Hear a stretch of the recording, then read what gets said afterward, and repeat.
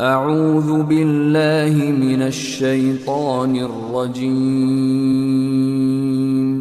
بسم الله الرحمن الرحيم.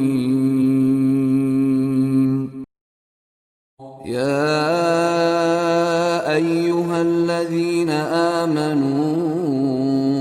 آمنوا بالله ورسوله والكتاب الذي نزل على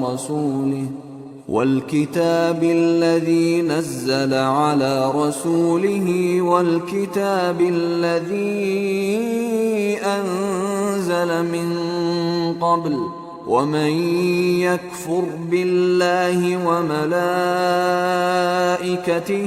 وكتبه ورسله واليوم الآخر فقد ضل ضلالا بعيدا.